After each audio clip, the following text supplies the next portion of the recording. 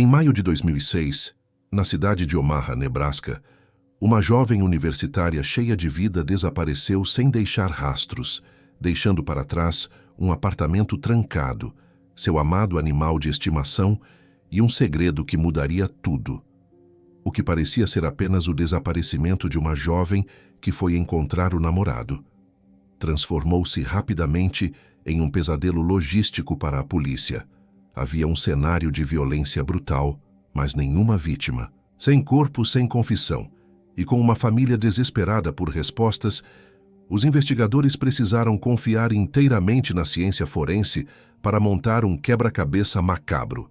Esta é a história de como uma mancha escondida sob um colchão e a arrogância de um criminoso levaram ao primeiro julgamento por homicídio sem corpo na história do Estado.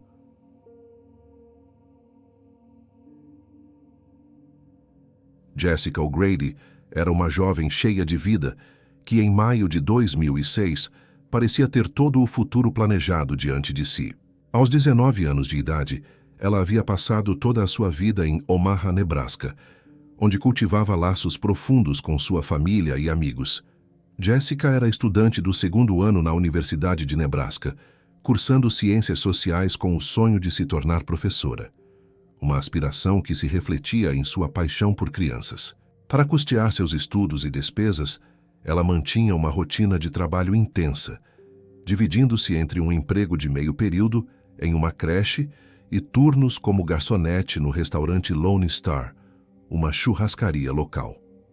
Além disso, dedicava seus domingos a treinar o time de softball de sua sobrinha, demonstrando seu apego familiar, especialmente com sua tia Shauna Stansel, que a considerava quase como uma filha.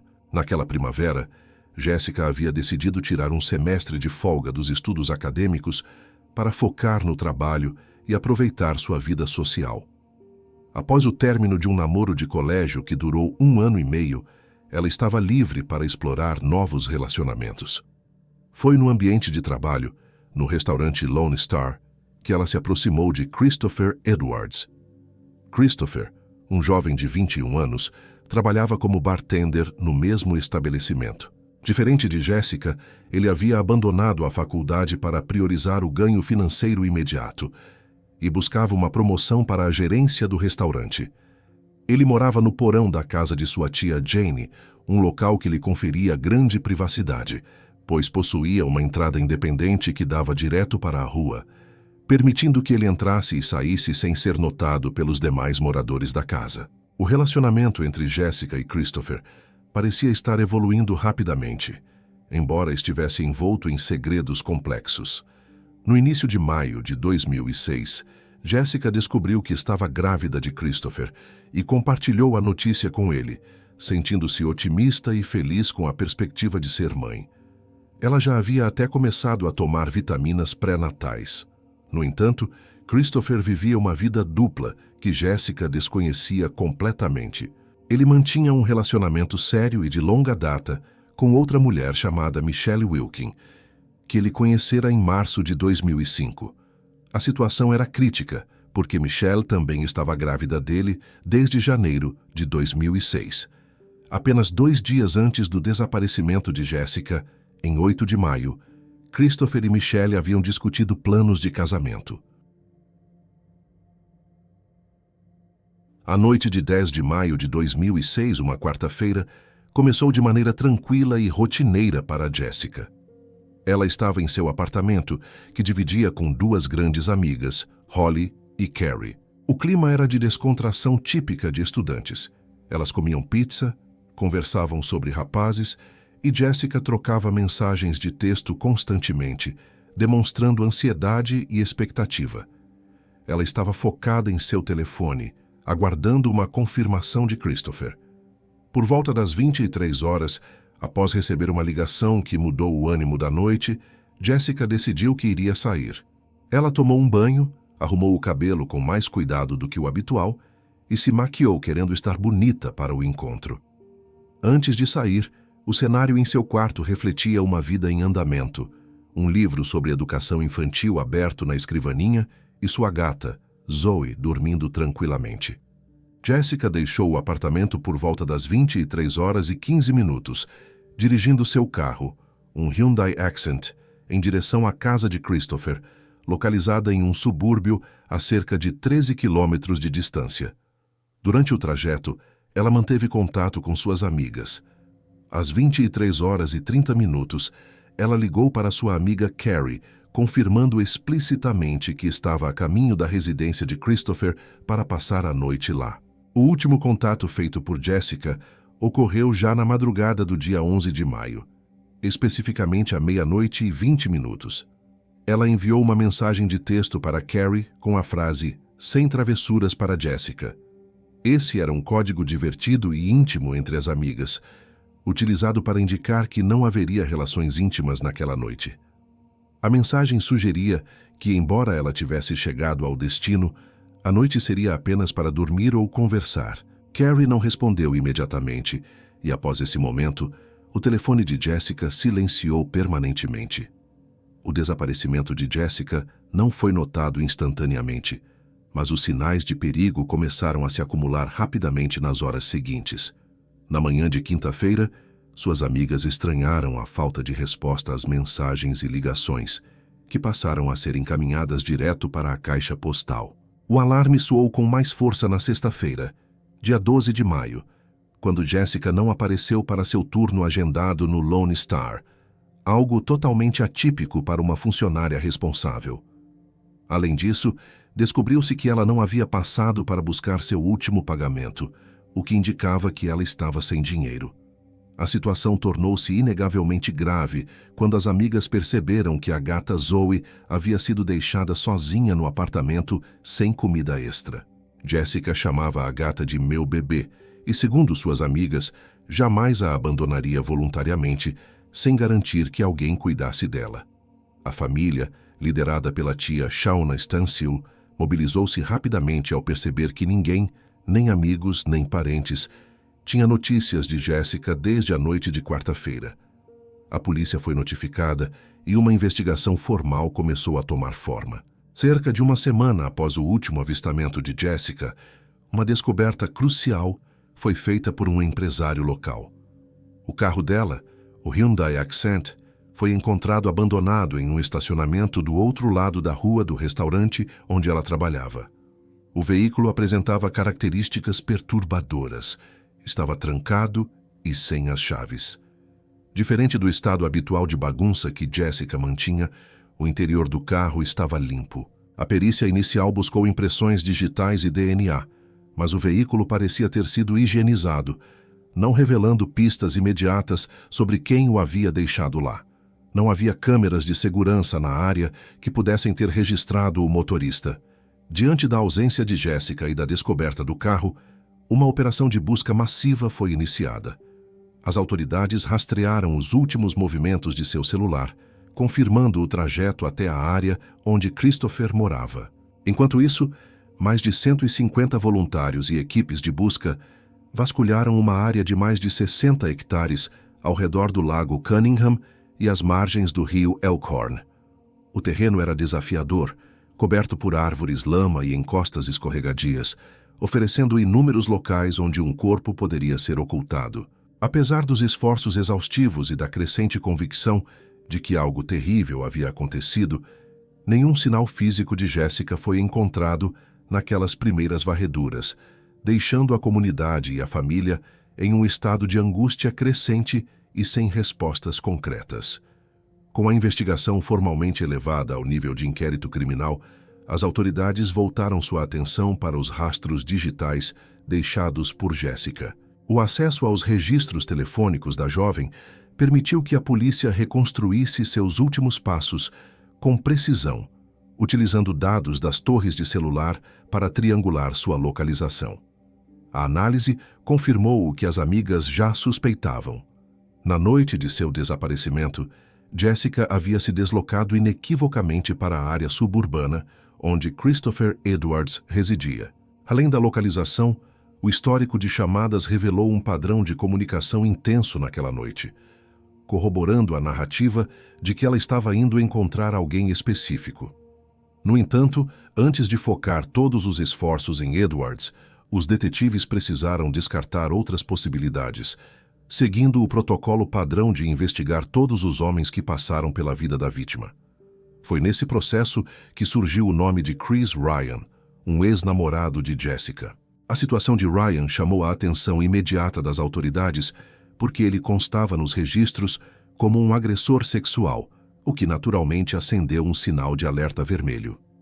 Contudo, após um interrogatório rigoroso e verificações cruzadas, descobriu-se que Ryan não via Jessica há semanas. Além disso, ele forneceu um álibi sólido. Estava no trabalho e, posteriormente, em um bar com amigos na noite em questão. Confirmada sua versão, ele foi prontamente eliminado da lista de suspeitos, permitindo que o foco da investigação se estreitasse novamente para a última pessoa que teria estado com Jessica. Os detetives voltaram-se então para Christopher Edwards. Em suas entrevistas iniciais, o comportamento dele apresentou inconsistências sutis, mas reveladoras. Christopher sustentou a versão de que não via Jessica desde terça-feira, dia 9 de maio. Ele admitiu que eles tinham planos para se encontrar na noite de quarta-feira, mas alegou que esses planos não deram certo e acabaram sendo cancelados. Segundo sua narrativa, ele havia passado a tarde jogando golfe, ido ao cinema e depois ficado em casa.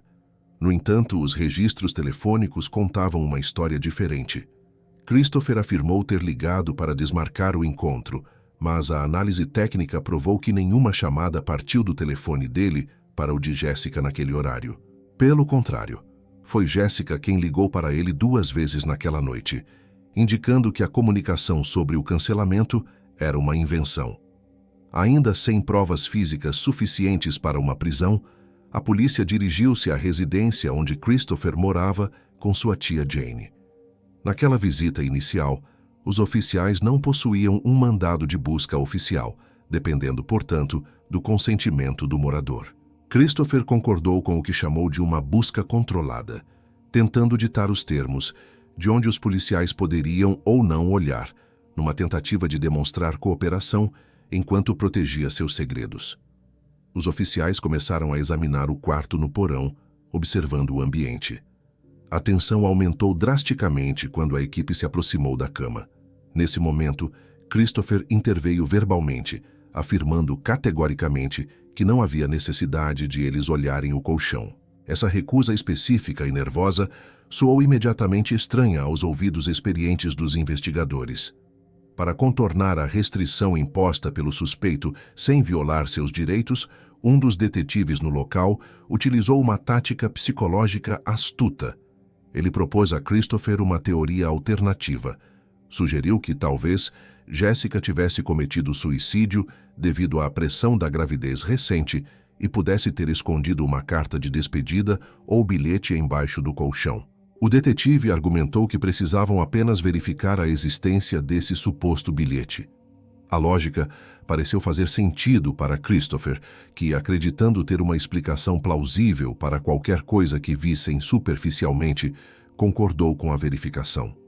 Ele adiantou-se, explicando que havia uma pequena mancha de sangue na parte superior do colchão, a qual atribuiu, em momentos diferentes, ao sangue menstrual de uma ex-namorada ou a um corte que ele mesmo fizera no pulso dias antes.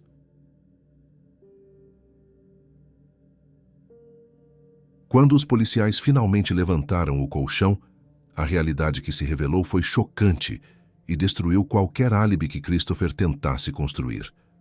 A parte inferior do colchão não continha apenas uma pequena mancha, mas estava completamente encharcada de sangue. A mancha cobria a maior parte da superfície inferior, indicando que o colchão havia sido virado na tentativa de esconder a magnitude do que ocorrera ali. A descoberta transformou imediatamente a natureza da visita policial, que rapidamente isolou a cena, para garantir a preservação das evidências enquanto solicitavam um mandado de busca formal. Com o mandado em mãos, uma equipe forense completa, liderada pelo chefe da unidade CSI do condado de Douglas, David Kofod, assumiu o controle da casa para um processamento que duraria mais de 10 horas. O quarto, que à primeira vista parecia apenas um espaço desorganizado de um jovem universitário, revelou-se um cenário de violência extrema, sob o olhar minucioso da perícia. Quase 200 fotos foram tiradas para documentar cada centímetro do ambiente. O uso de luminol nas paredes revelou padrões de respingos de sangue que haviam sido limpos superficialmente. Mais perturbador ainda eram as manchas encontradas no teto. Christopher havia tentado cobrir essas marcas de sangue usando tinta branca, aplicada de maneira desajeitada e ineficaz, deixando visível a diferença de tonalidade e textura. A tentativa de ocultação do crime foi confirmada de maneira irrefutável quando os investigadores examinaram a garagem. Ao lado do carro de Christopher, encontraram um saco de lixo preto contendo toalhas manchadas de sangue e, crucialmente, um recibo de compras da farmácia Walgreens em West Omaha. O recibo datava de quinta-feira, 11 de maio, dia seguinte ao desaparecimento, e listava a compra de itens muito específicos: tinta guache branca, graxa de sapato branca e corretivo líquido. As câmeras de segurança da loja confirmaram a presença de Christopher no local, efetuando a compra pouco depois das 19h30. A análise química posterior provou que a tinta encontrada no teto do quarto era quimicamente idêntica à tinta de pôster comprada por ele, fechando o cerco em torno de suas ações de encobrimento. O ambiente do quarto também denunciava o esforço desesperado para mascarar o ocorrido.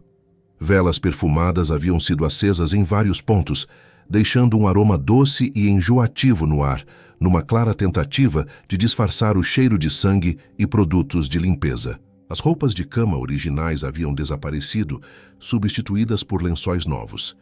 E o colchão virado era a peça central desse cenário macabro. Testes de DNA realizados nas amostras de sangue, coletadas em abundância no colchão, nas paredes e no teto, confirmaram sem sombra de dúvida que o sangue pertencia a Jessica O'Grady. A quantidade massiva de material biológico presente levou os especialistas a uma conclusão sombria. A perda de sangue foi tão severa que era biologicamente impossível que Jessica tivesse sobrevivido aos ferimentos sofridos naquele quarto, transformando a investigação de desaparecimento em um caso de homicídio, mesmo sem a presença do corpo. Com a descoberta do sangue no colchão e os indícios de encobrimento, a investigação entrou em uma fase crítica para determinar a dinâmica exata do crime e localizar a arma utilizada. Embora a primeira busca na residência tivesse sido abrangente, foi necessário um segundo exame, ainda mais minucioso para localizar o objeto que tirou a vida de Jessica.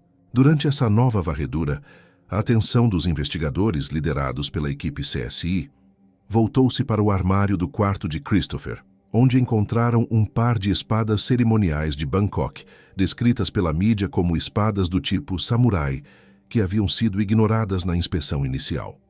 Juntamente com as espadas, foram recolhidas tesouras de poda que, em um primeiro momento, haviam testado negativo para evidências biológicas. A análise forense desses objetos revelou-se devastadora para a defesa de Christopher. Testes laboratoriais na Universidade de Nebraska identificaram o DNA de Jessica na ponta de uma das espadas e uma pequena mancha de sangue, compatível com ela, no cabo da arma. Além disso, David Kofoed, o chefe da unidade CSI, instruiu que as tesouras de poda fossem retestadas, alegando ter um pressentimento sobre elas. O novo teste encontrou o DNA de Jessica no cabo da ferramenta, embora não houvesse sangue visível. Com base nessas descobertas, a polícia deduziu que Christopher atacou Jessica com a espada enquanto ela dormia na cama dele e, posteriormente, moveu o corpo para fora do porão. A logística dessa remoção, contudo, permanecia um mistério. A polícia especulou que, devido à dificuldade de carregar um corpo inerte escada acima, a única saída viável, já que a janela era muito estreita, Christopher poderia ter tido ajuda, embora nenhuma evidência física ligasse um cúmplice à cena. O transporte do corpo apresentava outro desafio forense. O carro de Christopher parecia imaculado. Investigadores anteriores já haviam examinado o veículo e não encontraram nada.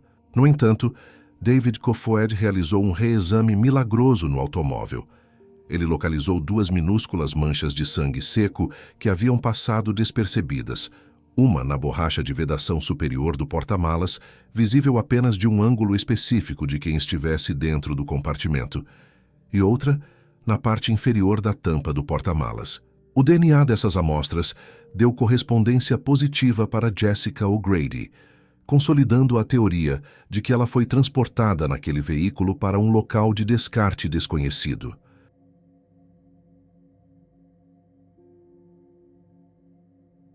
Diante da montanha de evidências forenses, Christopher Edwards foi formalmente preso e acusado de homicídio. Uma jogada arriscada para a promotoria, dado que o corpo da vítima jamais fora recuperado. Reconhecendo a dificuldade de obter uma condenação sem um corpo, o Estado ofereceu um acordo de confissão extremamente favorável. Se Christopher revelasse onde havia deixado Jessica, ele seria sentenciado a uma pena de 10 a 20 anos, o que o tornaria elegível para liberdade condicional em apenas 5 anos. Isso significava que ele poderia estar livre antes de completar 30 anos. No entanto, seu pai, Bob Edwards, estava convicto de que um júri jamais condenaria seu filho sem um corpo material para provar o crime. Influenciado por essa crença e pela insistência do pai, Christopher rejeitou a oferta, optando por enfrentar o julgamento. O julgamento começou no final de março de 2007 e foi um espetáculo de tensão e estratégia legal. A defesa, liderada pelo advogado Stephen Leffler, tentou sustentar as explicações originais de Christopher para o sangue no quarto, alegando que se tratava de sangue menstrual ou de um corte no pulso, uma estratégia que muitos consideraram insultuosa à inteligência do júri diante das provas. Leffler tentou explorar inconsistências lógicas na narrativa da promotoria. Questionou por que Christopher teria deixado a arma do crime no armário por semanas, se havia se dado ao trabalho de se livrar das roupas, lençóis e pertences de Jessica. Ele também indagou como a espada, sendo uma arma ornamental e complexa, continha tão pouco sangue se fora usada em um ataque brutal, e como o carro estava tão limpo, exceto por 2 manchas microscópicas. A promotoria, por sua vez, apresentou o caso como um quebra-cabeça, onde as peças forenses preenchiam a ausência do corpo. O testemunho de Michelle Wilkin, que afirmou desconhecer o estado do colchão nos dias que se seguiram, ajudou a desmontar a ideia de que o sangue estava lá há muito tempo. A evidência do colchão encharcado, combinada com o DNA no teto e as tentativas de encobrimento com tinta comprada no dia seguinte, formou uma barreira intransponível para a defesa. Após 11 horas de deliberação, o júri retornou com um veredicto histórico: culpado de assassinato em 2º grau e uso de arma mortal. Foi a primeira vez na história do estado de Nebraska que um réu foi condenado por homicídio sem que o corpo da vítima fosse encontrado. Christopher foi sentenciado a uma pena de 80 anos pelo assassinato e 20 anos pela arma, a serem cumpridos consecutivamente, totalizando 100 anos de prisão. Nos anos que se seguiram à condenação, a busca por Jessica continuou incansavelmente, mas sem sucesso. Houve 46 missões de busca diferentes, cobrindo um raio de 8 quilômetros da casa da tia de Christopher. Investigações focaram na propriedade do pai de Christopher, Robert Edwards, onde cães farejadores indicaram a possível presença de restos mortais. As autoridades chegaram a escavar e destruir um deck traseiro, construído logo após o desaparecimento, encontrando apenas rocha e concreto, mas nenhum vestígio de Jessica. A teoria de que Christopher tentou cavar um buraco perto do lago Cunningham e desistiu, optando por deixá-la na água, nunca pôde ser comprovada. Uma reviravolta chocante ocorreu em 2011, lançando uma sombra sobre a investigação. David Kofoed, o herói da CSI que encontrou as evidências cruciais no carro e na espada, foi condenado por fabricar provas em outro caso de duplo homicídio ocorrido no mesmo ano, o caso de Wayne e Sharmon Stock. Ficou provado que Kofoed plantava sangue das vítimas em carros de suspeitos para garantir condenações. Isso levou à conclusão de que o sangue encontrado no porta-malas de Christopher e possivelmente na espada fora plantado ou manipulado por Kofoed. A defesa de Christopher agarrou-se a esse escândalo para tentar anular o julgamento. No entanto, o Tribunal de Apelações negou os recursos, em 2012, 2016 e 2018. A Justiça determinou que, mesmo se as evidências de Cofoed fossem removidas do processo, a prova do colchão encharcado de sangue e a tentativa de pintar o teto eram, por si sós, suficientes para provar a culpa de Christopher, além de qualquer dúvida razoável. Christopher Edwards permanece preso, mantendo sua inocência, enquanto a família de Jessica continua sem um local para chorar sua filha.